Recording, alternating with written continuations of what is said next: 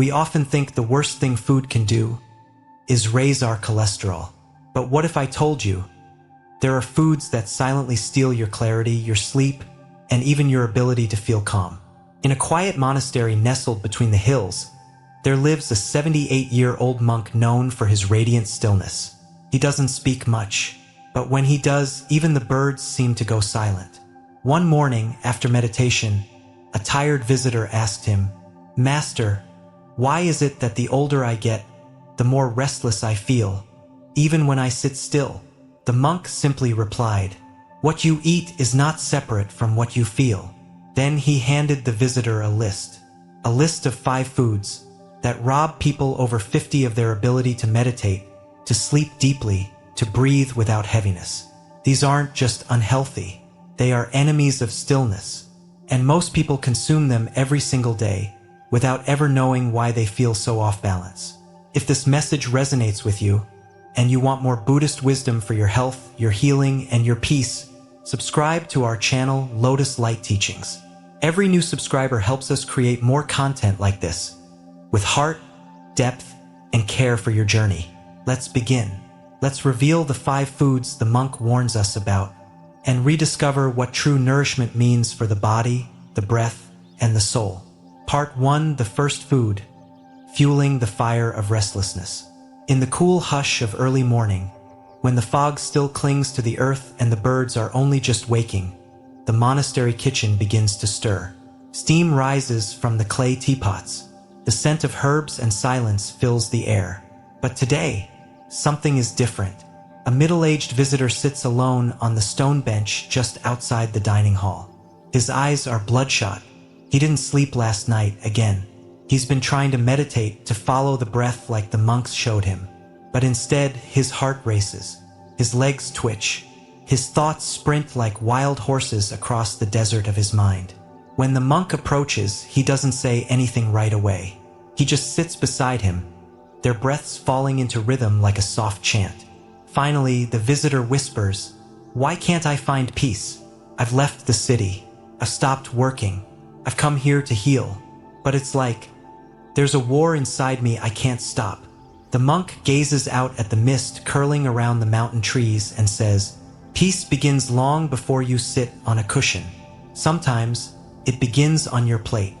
He reaches into his robe and pulls out a tiny folded paper. On it, 5 handwritten names, 5 common foods. He points to the first, caffeine.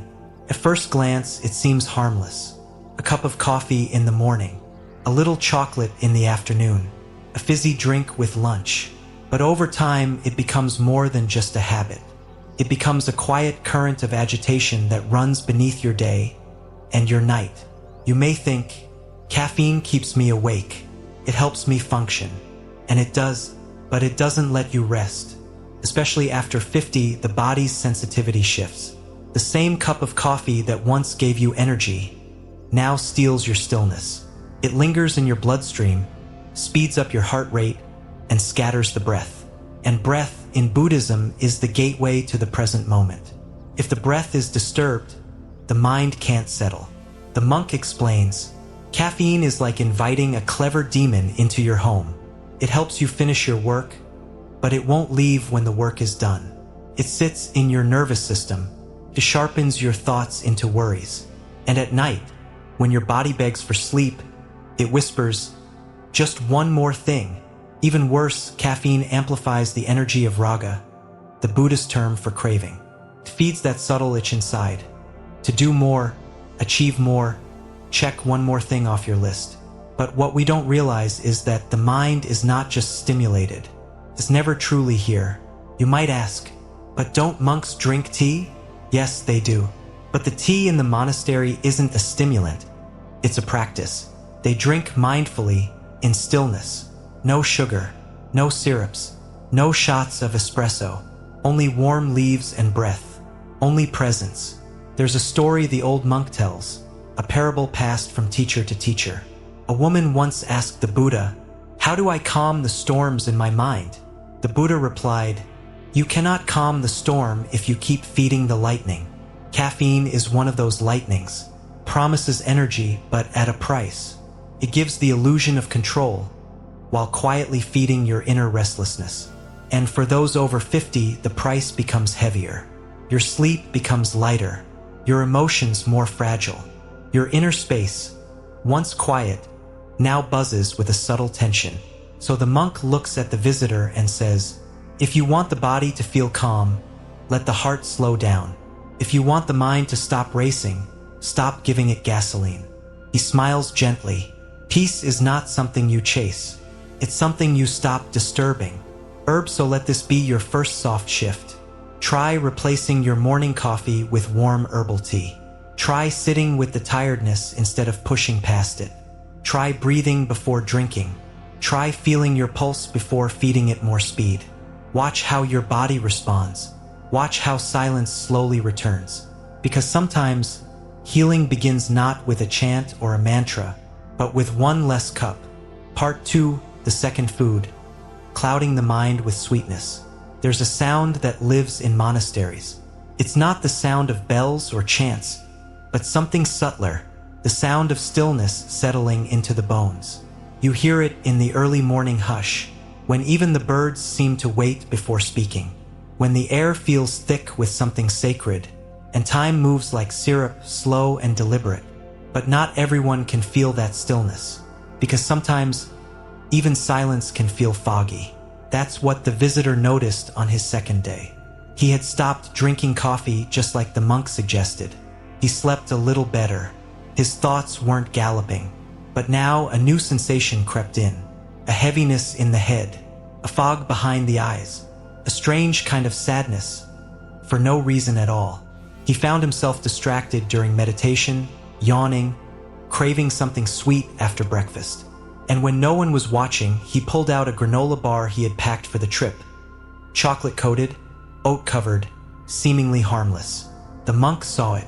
He didn't say a word, just offered a soft smile, and pointed to the next item on the list. Sugar. We often think of sugar as innocent, something tied to comfort, to childhood, to reward. A piece of cake for your birthday, candy when you're sad, a treat for making it through a long day. But over time, sugar becomes more than a treat. It becomes a pattern, a quiet addiction masked in sweetness. Especially after 50, when the body becomes more sensitive and the metabolism slower, sugar starts to take a deeper toll. Not just on the body, but on the mind. The monk explains it gently. Sugar is a fog disguised as joy. It lifts you for a moment, then drops you into a pit of lethargy and confusion. And the brain suffers quietly. Overconsumption of sugar has been linked to memory problems, mood swings, even anxiety. But the most dangerous part? It interferes with the clarity that spiritual practice requires. In Buddhist teachings, the path to awakening is like climbing a mountain in the dark. You need a sharp torch, a clear lens, but sugar blurs the lens. It makes your spiritual progress slower, duller, harder to feel. The Buddha spoke often of Mara, the demon of illusion. Sugar is a modern Mara, because it gives the illusion of comfort while deepening your dependence. And dependency is a form of bondage. There's a parable the monk once shared during a Dharma talk. A man was lost in a desert. He stumbled upon a small oasis where someone offered him 2 drinks. One was pure water, tasteless, but refreshing. The other was sweet syrup, delicious, but thick and sticky. The man chose the syrup and found himself thirstier than before. This is what sugar does to the mind. It satisfies the tongue but leaves the soul parched. It whispers, "Just one bite. You've earned this. It's not that bad." But beneath those whispers is an emptiness, a search for something real that sugar can never provide. The visitor, upon hearing this, quietly placed the granola bar aside. He looked at the monk and asked, "So, what do I do when I crave sweetness?" The monk chuckled softly. Craving is not a crime, but feeding it mindlessly becomes suffering. He guided him to the garden, plucked a ripe fig from the tree, handed it to him with both palms, as if it were sacred. "Eat this slowly. Let the sweetness pass through your breath, not your tongue." So here is your second invitation to healing. Let sweetness return to its natural form. In fruit, in smiles, in slow walks under the sun. Replace processed sugar with mindful sweetness. Instead of grabbing what's convenient, pause. Instead of numbing a feeling, breathe through it. Instead of craving, observe. Because when the mind clears, when the fog lifts, you'll see that what you were truly hungry for was not sugar, but peace. Part 3, the third food, feeding the flames of inflammation. The monastery sat in silence beneath a gentle rain. You could hear the drops tapping on the tiled roofs like the soft rhythm of an ancient drum, each one falling with purpose, each one cleansing something unseen. Inside the main hall, incense drifted like memory through the air. The visitor sat cross-legged, eyes closed, trying to follow his breath. But something wasn't right. There was an ache in his knees, a dull heat in his lower back, and a throbbing tightness in his chest that no posture could fix. His thoughts were scattered again, not in a sharp, frantic way like before, but in a heavy, simmering kind of way, like a storm waiting behind the eyes. After the sitting, he approached the monk and said, "It's strange. I've been still all morning, but I feel like there's a fire under my skin." The monk looked at him quietly, then pointed to the next item on the list. No words, just one word written in bold, deliberate ink. Fried. The third food, the monk later explained, is not just about what it does to your arteries. It's about what it does to your energy. Fried food, especially the kind cooked in refined oils, doesn't just weigh down the body. It creates inner inflammation, a smoldering fire in the joints, the gut, and even the brain.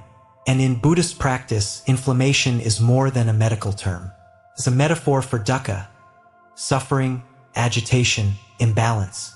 Because how can you sit in stillness if your body is quietly burning?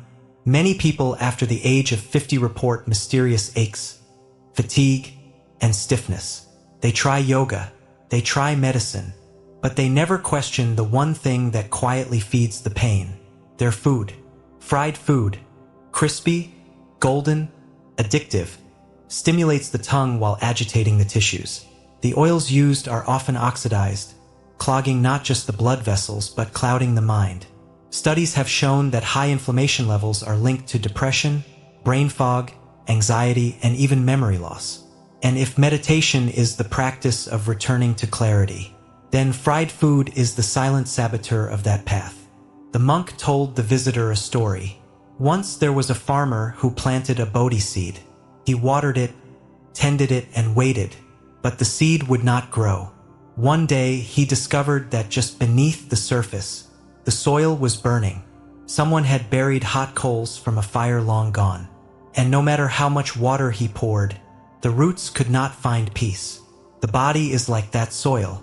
When you eat fried foods regularly, you bury small coals in your joints, your gut, your mind. You may drink herbal teas. You may practice breathing. But if the fire inside keeps burning, nothing truly heals. The visitor lowered his eyes, quietly remembering the fried snacks he had eaten during his long journey here. Comfort food, he had called it. But the comfort had been short-lived. The fire had stayed behind. He asked, "So what should I eat instead?" The monk smiled. "Steam what was once fried. Boil what was once scorched. Let your food be soft like your breath. And eat not for your tongue, but for your joints, your sleep, your stillness." So here is your third mindful shift. Begin observing how your body feels after a fried meal. Do you sleep deeper, or do you toss and turn? Do your joints feel light or swollen? Does your mind stay sharp or become cloudy? Try going for 3 days without fried food. Replace it with simple steamed greens, warm broths, baked roots. Let the body cool. Let the fire settle. Let inflammation give way to ease. Because true healing isn't about extreme change. It's about small kindnesses to the body, repeated in silence over time. And peace. Peace is not something you chase. It's what arises when the fire is gone. Part 4, the fourth food, blocking the breath of life. The fourth morning in the monastery came with a breeze, cool and deliberate, like the sky itself had learned how to breathe. The visitor had started to feel something shift. He was sleeping better. The twitch in his legs had faded. The ache in his spine had softened into something bearable, like a whisper instead of a roar. But still, during walking meditation, his breath felt short. Not panicked, not painful, just shallow, as though there was something in the way, as though life could only come in halfway. He sat under a Bodhi tree and watched the monks move in rhythm. Every step, every breath, like waves on a calm sea. And he wondered why his own breath felt like walking through fog. He turned to the elder monk beside him and quietly asked, "Why do I still feel blocked?" The monk handed him the folded list again and gently tapped the fourth line. One word: dairy. In the West, dairy is often praised as a symbol of nourishment. Milk for bones, cheese for comfort, cream for celebration. But in the monastery's view, especially in the aging body, dairy is sometimes seen not as a friend, but as a slow cloud. Not because it is inherently evil, but because of what it does after 50, when the body's fire softens and digestion slows. Dairy, especially processed dairy, clogs more than arteries. Clogs the breath. In Ayurveda, the sister science to Buddhism's medicine traditions, dairy is said to increase kapha, a force that, when imbalanced, creates mucus, lethargy, heaviness of body and mind. And mucus is not just a physical byproduct. It's symbolic of something more subtle, the thickening of perception.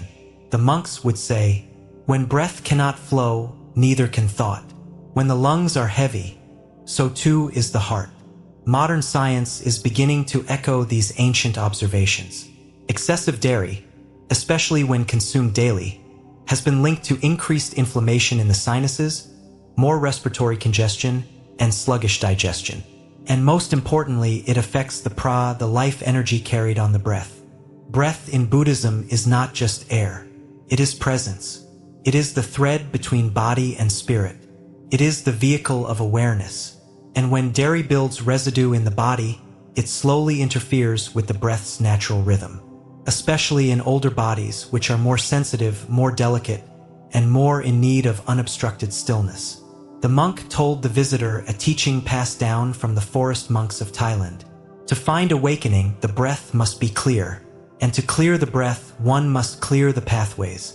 Not just in the nose, but in the soul. The visitor looked down at his lap, remembering the yogurt parfaits, the heavy cream in his coffee, the cheese that seemed to call to him late at night. He realized he had never once paused to ask, "How does this feel in my body?" 3 hours later, he only chased flavor, not energy, not peace. So the monk gave him a small bowl of warm rice porridge, lightly salted, topped with ginger and scallions. Simple, steaming, light. And after he ate it, he sat. And for the first time, he could feel the breath enter fully. Not just in the chest, but in the belly. And not just air, a quiet joy. So here is your fourth quiet turning point. If your breath feels short, if your body feels sluggish, if your meditation is clouded, look gently at the dairy in your life. Is it giving you comfort or congestion? Try 1 week without it. Just observe. Replace with warm grains, almond milk, soups with healing herbs. Watch how the breath changes. Watch how the stillness becomes easier to reach. Because breath is not just oxygen. It is the gateway to your spirit. And nothing should block the door. Part 5, the fifth food. The hidden weight of salt. Why do we feel so heavy, even when we carry so little? That was the question that floated through the visitor's mind as he sat beneath the old Bodhi tree, its roots curled like fingers in the soil of 1,000 sunrises. His bag was light, his life even lighter now, no deadlines, no alarms, no crowd. And yet, something in him still felt weighed down. Not by thoughts, not by grief, but by something quiet, something thick, as if stillness itself had become harder to hold. The monk approached not with answers, but with a bowl.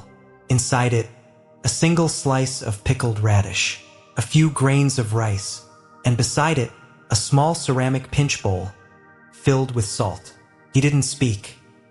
He only looked at the visitor and asked softly, "How much of what you carry isn't even yours?" Salt is not loud. It does not shout like sugar. It does not sting like caffeine. It does not inflame like oil. Salt clings. It holds. It makes the body retain what should have been released. In Buddhist medicine, salt, especially in excess, is not just a physical burden. It is a spiritual metaphor for attachment. The breath wants to flow, but salt tightens. The joints want to soften, but salt stiffens. The heart wants to let go, but salt remembers. It lingers in the bloodstream, in the ankles, in the subtle tissues between emotion and instinct. And as we age, the body becomes a quieter, more sensitive instrument. What once was processed in silence now stays longer, speaks louder. The monk once told a story in evening Dharma talk. A man once asked the Buddha, "Why do I wake up feeling full, but not nourished?" The Buddha replied, "Because what you take in is not the same as what you let go." Salt is the taste of not letting go. It holds water, it holds pressure, and often it holds emotion we never knew we swallowed. The visitor looked down at the rice. He remembered the instant noodles, the sauces, the snacks, all the things he thought were small, meaningless. But the body remembered, and now it whispered in heaviness.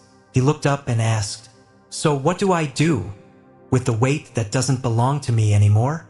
The monk's eyes softened. "Stop seasoning your stillness. Let the breath be bland. Let peace return through simplicity." Then, with care, the monk scooped a spoonful of warm miso broth without added salt. He placed it in the visitor's hands as though offering a sacred bell. "So here is your fifth and final letting go. Notice not only the salt in your food, but the salt in your thoughts, the clinging, the tension, the habits that stay even after you've outgrown them. Try eating gently. Steam your greens. Boil your grains. Season your food with patience. Let your blood move again. Let your ankles breathe. Let your heart no longer hold what was never meant to be kept. Then sit and listen, not for a voice, not for insight, but for the moment the weight lifts and nothing rises to take its place. Dove, maybe lightness doesn't come from moving faster. Maybe it comes from needing less. What kind of stillness are you seasoning? You don't need to make all 5 changes overnight. Healing is not a race. It is a return. Return to your breath. Return to food as medicine. Return to the stillness that has always lived within you. Quiet, patient, waiting beneath every bite. If this journey has opened something in your heart, if these teachings resonate with your path, subscribe to Lotus Light Teachings. Every subscription is a seed of support that helps us create more mindful content like this. For you, for others, for all beings seeking peace in this chaotic world. Until next time, may your meals be soft, may your breath be steady, and may your spirit be light.